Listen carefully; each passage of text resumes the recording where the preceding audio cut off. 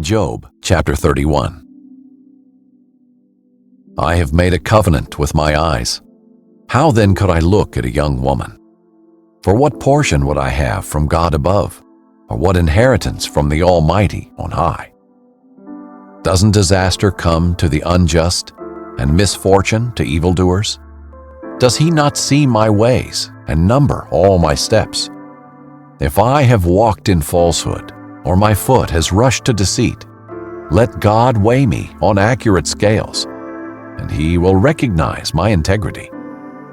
If my step has turned from the way, my heart has followed my eyes, or impurity has stained my hands, let someone else eat what I have sown, and let my crops be uprooted.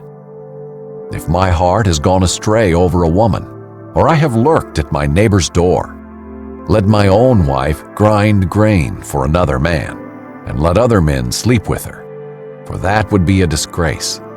It would be an iniquity deserving punishment. For it is a fire that consumes down to Abaddon. It would destroy my entire harvest. If I have dismissed the case of my male or female servants when they made a complaint against me, what could I do when God stands up to judge? How should I answer him when he calls me to account? Did not the one who made me in the womb also make them? Did not the same God form us both in the womb?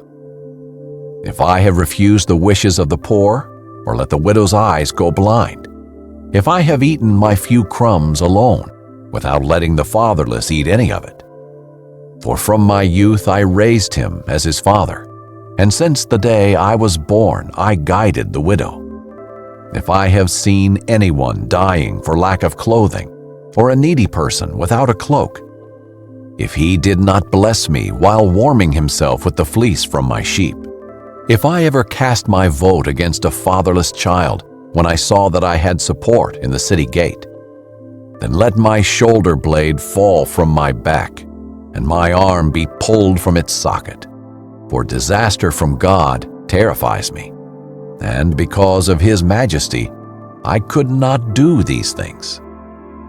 If I placed my confidence in gold, or called fine gold my trust, if I have rejoiced because my wealth is great, or because my own hand has acquired so much, if I have gazed at the sun when it was shining, or at the moon moving in splendor, so that my heart was secretly enticed, and I threw them a kiss, this would also be an iniquity deserving punishment, for I would have denied God above.